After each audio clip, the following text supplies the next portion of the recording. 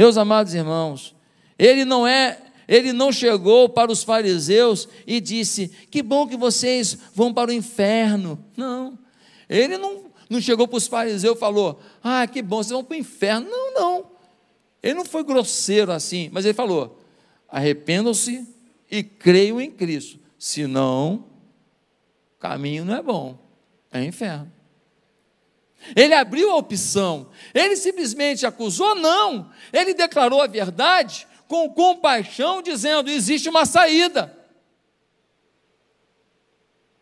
Mas quantos de nós não temos feito isso?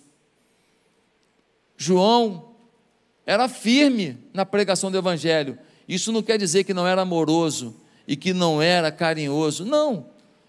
Era honesto, fidedigno ao que a palavra de Deus diz. Quem está entendendo? Segundo lugar, por que ele era o homem mais digno da terra até Jesus? Porque ele era íntegro, mesmo diante dos riscos. Havia risco grave. Em Marcos 14, versículo 4, Mateus 14, versículo 4, diz assim: sendo repreendido por João, por causa de Herodias, mulher de seu irmão, e por todas as maldades que o mesmo Herodes havia feito. O Herodes foi lá e pegou a Herodias, a mulher do Filipe, seu irmão, que era rei em outra comarca. Além disso, o Herodes praticava muitas injustiças, e ele era executivo, legislativo e judiciário. Tem gente hoje que pensa que é também. A Bíblia é atual, irmão. E aí, sabe o que aconteceu? O que aconteceu é que o João Batista, lá do deserto, falava: ó, está errado. O Herodes está errado, os poderosos estão errados, eles não têm direito de fazer isso com o povo, eles estão pecando contra Deus, eles têm que se arrepender e mudar de vida. A Herodias ficou brava demais. Um dia, ela combinou com a filha dela, bonita moça, dançava bem, parece até que fez balé de Bolshoi. E a menina estava numa festa, e o Herodes mamando todas, enchendo a cara, e a Herodias, mulher dele, tinha sido mulher do irmão dele, ela bota a filha dela para dançar na frente do rei. Olha a engenharia do mal. E a moça dança, o Herodes fica obcecado. Ele vira e fala assim: pede-me e te darei o que tu quiseres, até metade do meu reino. Ela podia pedir uma cobertura no Golden Green. Ela poderia pedir um Jaguar 0 km, blindado. Ela poderia pedir uma casa em Angra, com um barco na porta. Ela poderia pedir o que ela quisesse. Sabe o que ela pediu? Orientada pela mãe: eu quero que você cale a boca de quem fala a verdade. Eu quero num prato a cabeça do João Batista. O rei tinha dado a palavra, tinha que cumprir a palavra, não pode voltar atrás da palavra do rei. Eles pegam o João Batista, levam lá para o calabouço, prende a cabeça dele aqui, com uma madeira em cima aqui, ele fica com o pescoço, vem o cara com o facão, o carrasco, e corta o pescoço dele. Pega o pescoço dele, bota no prato e leva para a festa da maldade. João não amaciou a mensagem, não.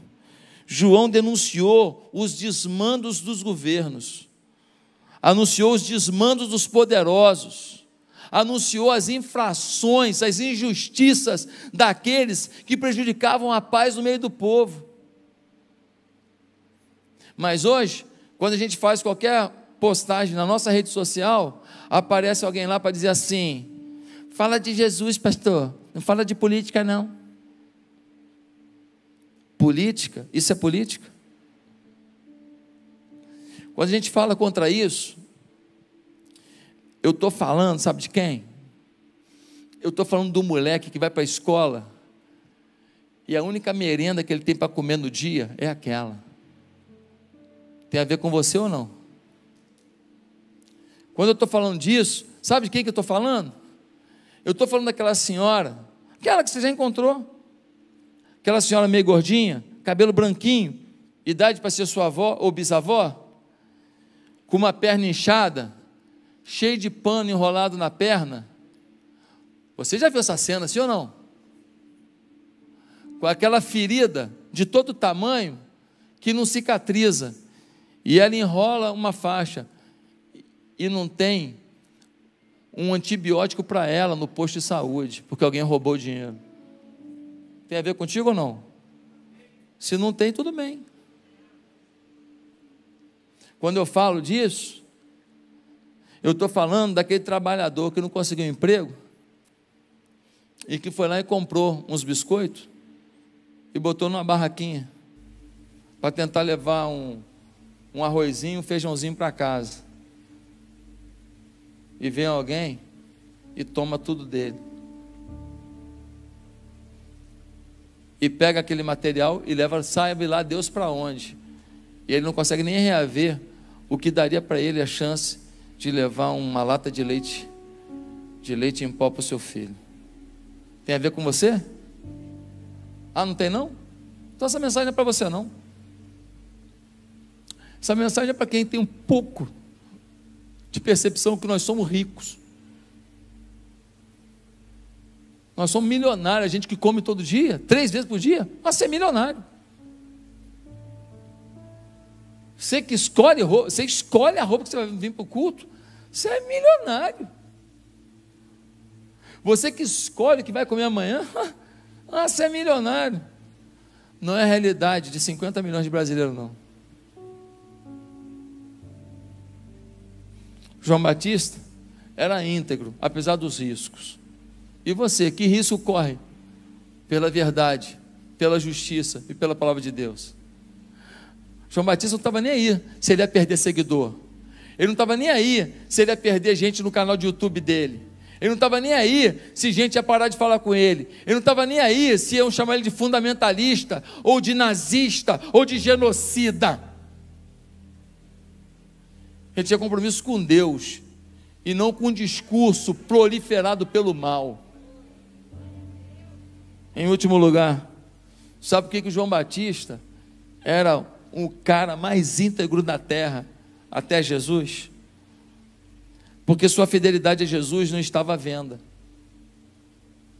Muitos de nós temos vendido a nossa fidelidade a Deus, por causa de uma parceria, por causa de um negócio, por causa de um network, por causa de uma oportunidade, por causa de uma oportunidade de viver num meio onde negócios eu posso fazer. Muitos de nós têm se calado diante das maiores aberrações que falam perto da gente.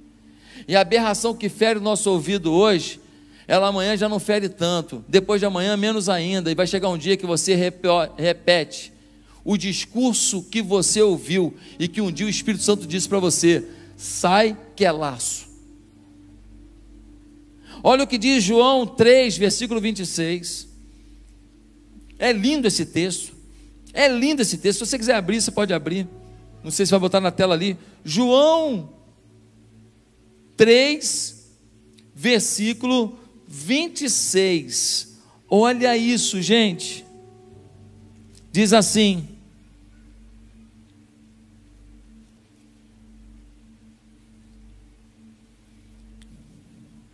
eles se dirigiram a João e lhe disseram: mestre, aquele homem que estava contigo no outro lado do Jordão, do qual testemunhaste, está batizando, e todos estão se dirigindo a ele.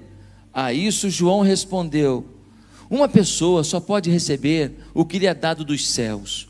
Vocês mesmos são testemunhas de que eu disse: eu não sou o Cristo, mas sou aquele que foi enviado adiante dele. A noiva pertence ao noivo. O amigo que presta serviço ao noivo e que o atende e o ouve, enche-se de alegria quando ouve a voz do noivo. Esta é a minha alegria, que agora se completa. É necessário que ele cresça e eu diminua.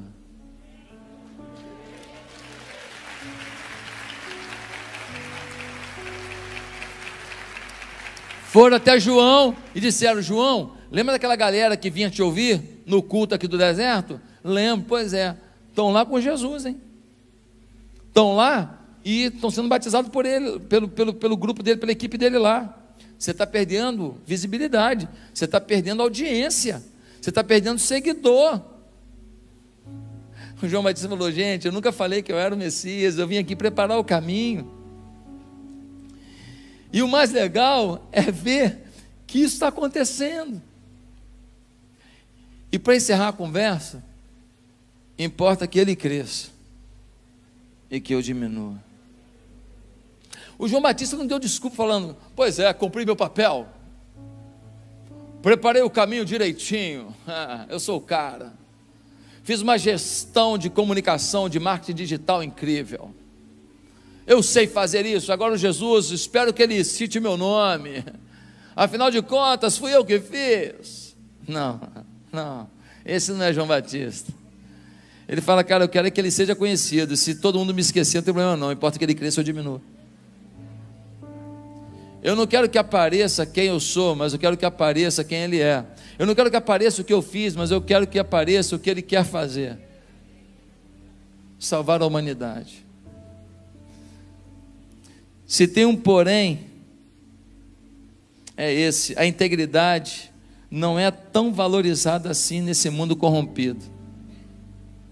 Os íntegros são julgados, os íntegros são xingados, os íntegros muitas vezes são motivo de uma rodinha, o criticando. Não fazem o que ele faz, não têm os frutos que ele tem, mas se julgam juízes suficiente para determinar sobre a vida do outro um julgamento infantil, inoportuno e diabólico. Deus me chamou para o ministério pastoral, e ministério pastoral tem a ver com uma sociedade melhor. Ministério pastoral tem a ver com uma sociedade de mais respeito, com liberdade de expressão. Até para o cara seguir o diabo, eu tenho que respeitar a decisão dele, não tenho que concordar. Respeitar significa: eu não vou bater nele, eu não vou xingar ele, eu não vou ameaçar ele, porque ele decidiu um caminho ruim. Isso é respeitar. Concordar é outra coisa. Eu não vou falar para ele: não, cada um segue o seu caminho, todos os caminhos levam a Deus. Mentira, a Bíblia não diz isso. A palavra de Deus não diz isso. É mentira. O fulano tem muito temor a Deus. Como assim tem muito temor a Deus? Só porque ele faz uma coisa bonitinha, porque ele fala uma coisa bonitinha. Olha o fruto da vida dele, olha como ele vive. Ele não tem a Bíblia na vida dele, não tem oração na Bíblia dele, ele não busca a Deus na vida dele. Que história é essa da gente legalizar dia de enterro, então, dia de mentira?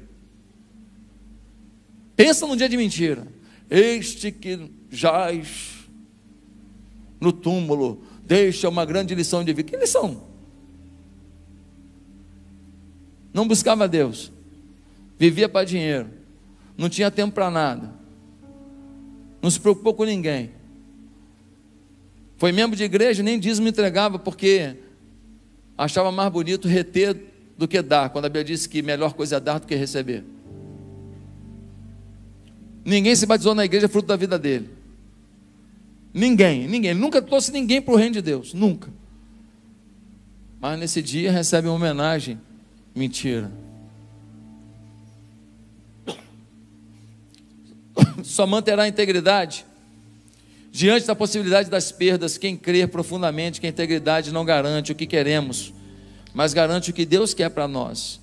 Só manterá a integridade quem amar a Deus que criou o mundo, ao invés de amar ao Deus minúsculo que o mundo criou.